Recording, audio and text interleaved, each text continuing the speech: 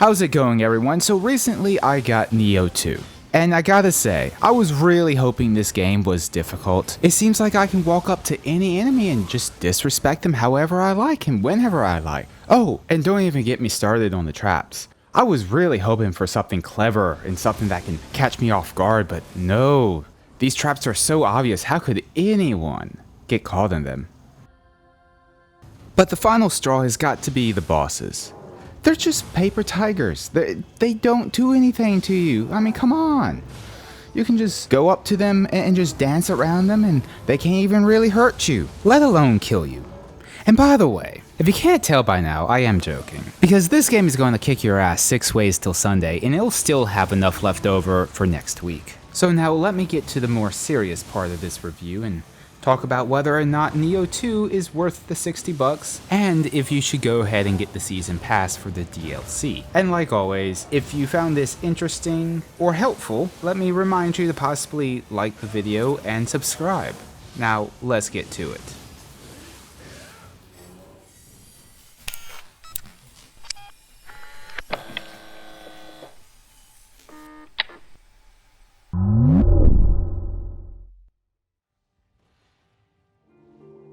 Okay, so putting my attempts at joking aside, I'm going to come out and say this, that I don't particularly care for Souls-like games, especially those that take Dark Souls as a template to follow in. This is more than anything a preference of mine of what I consider good difficulty and bad difficulty. I mean, I think another good example that illustrates this is when Sekiro came out. A lot of people that like Dark Souls didn't like that game. And this entire question of good difficulty versus bad difficulty is going to come up a little bit later whenever I really get into my critiques of Nioh 2. But I want to cover just the general information about this game first and get into the things that I liked, and finally the things that I think could very much be improved upon. But before I go ahead and do that, let me just make it clear that I really do like this game. So much so that I actually platinumed the game out, which is really the first time, but then again I don't play that many PlayStation games. But let me go ahead and get into the story part. Well, at least the parts of it that are coherent enough to be called a story. And I gotta be honest with you guys, the story is not that good. It's a lot like Bleach. It starts off really good, but after the Soul Society arc, yeah, you can tell they're reusing stuff. Now, don't get me wrong, Bleach has some of the most badass artwork that I know of, but its story wasn't its strong suit. Well, Nioh 2 starts off pretty good, and it kind of goes downhill, and where it goes downhill is their choice in trying to do the silent protagonist and trying to have emotional scenes that you really need input from the main character. That's the real problem with the story. However, I do think that their best move with the story was how they ended it with connecting it to the ending of one of the DLCs from the first Nioh game, which this makes the players who haven't played Nioh 1 a little bit more interested in possibly picking up the original, and also kind of priming us for more DLC. But it isn't anything to write home about, and it certainly isn't a reason why you should get this game alone. But what you should be coming to this game for is the gameplay, and you'll be most definitely staying for all the customizations and builds you can have. So the gameplay really did surprise me, because whenever I went to look at this game to see if I really wanted to play through it, it looked a lot like Dark Souls. And I really hate Dark Souls. The reason why I hate Dark Souls is because the entire control system, how your character feels, just the movement, everything, is so sluggish. I mean, it's also kind of the reason why I can't get that deep into Monster Hunter. But surprisingly, the gameplay wasn't like that. In fact, it's anything but that. You move around very quickly. Even in the heaviest armor and weaponry, you still can move pretty fluidly if you know what you're doing. Now, there are a lot of moving parts in the mechanics of this game just to stay alive, let alone to decimate opponents, and I quite like that. That's the one thing that I really like to see in skill-based games, is that it isn't just a bunch of stats and you have to micromanage those, plus a bunch of cheap tactics on the game part to kill you. It doesn't really resort to that. It resorts to you being able to think on your feet and properly resource manage everything. Case in point, you have to do proper key bursts to get your stamina up to either dodge or to continue attacking. And the game does very much reward you being very aggressive. If you're not, and you're trying to play defensively, and you don't play defensively enough, you're just going to be face tanking the ground more times than not. But if you can do your key burst properly, get it down perfect, the game keeps rewarding you for that excellency. And as you unlock more skills, which I'm going to talk about that in just a moment, but as you unlock more and more abilities, it really does give you more and more rewards for doing things correctly and with precision, which is what I think is the best type of difficulty and moment-to-moment reward system that games like this need. Now, let me talk about the customization and progression system of this game, which is right now my most favorite part of this game, and like I said just a couple minutes earlier, is the reason why you're going to be sinking so much time into this game. Because finishing the game is a lot like finishing the tutorial. The game opens up immensely, and you might not even know what you want to do when that happens, because you will unlock a higher tier difficulty, as well as the ability to take a snapshot of your build, including your equipment, the skills that you've put points into, as well as your attribute points for your just raw stats that you get from leveling up.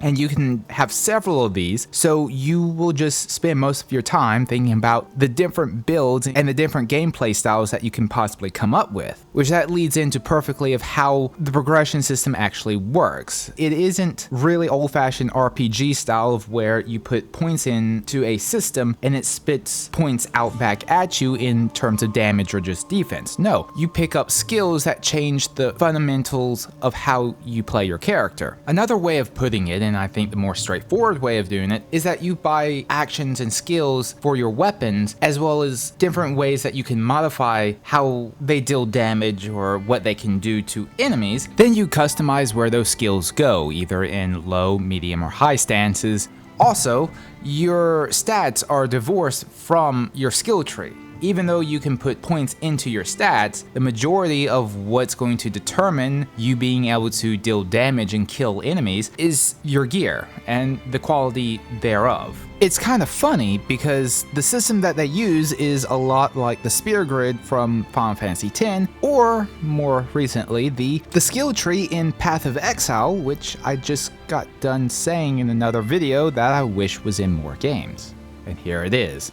The only thing I wish they did better was really how they implemented the yokai shifts, because right now they are effectively just a big stat stick. You have no real reason to use yokai shift. You lose a ton of DPS in your yokai form. The only real benefit that you get out of it is you become invulnerable to damage. I don't think this is something that is necessarily bad, it's just missed potential.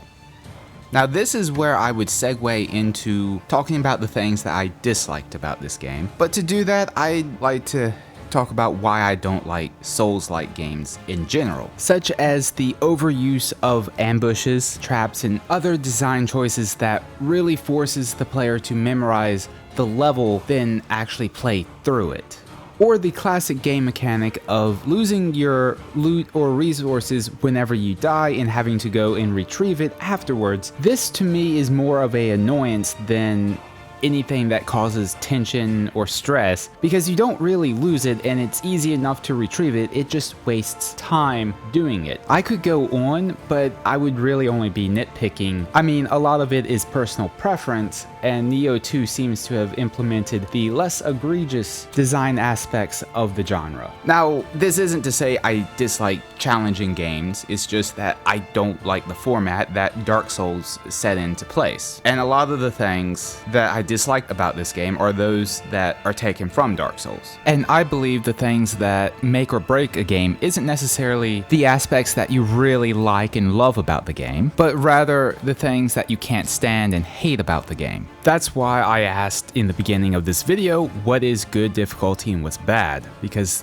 what your answer is going to determine whether or not this game is going to be worth it for you. For me, I enjoy games that test your moment-to-moment judgment calls, as well as your reflexes and your ability to execute your plan that you come up with. Some of these examples that I really enjoyed in the past are Dead Cells, Hollow Knight, and even Doom Eternal on Nightmare and Ultra Nightmare difficulty. As for Sekiro, I can't really say either way on that game because I haven't played it. But back to Nioh 2, yes, it has things that are inspired by Dark Souls, which I don't really enjoy, but they're tolerable because the fundamentals of Nioh 2 is not Dark Souls. It's more moment-to-moment skill-based rather than trying to figure out how to go through a obstacle course like Dark Souls likes to do. Because a lot of times, if you know what's coming, you can avoid a lot of headaches. With Nioh 2, there's a lot of times that it puts you in situations of where you have to fight, and it's rather a fair fight. As much of a half-human, half-yokai versus a horde of demons can ever be a fair fight, but a fair fight nonetheless. Now with that being the case, the game rewards you for being as aggressive as you possibly can. And that gets you into situations of where you melt everything,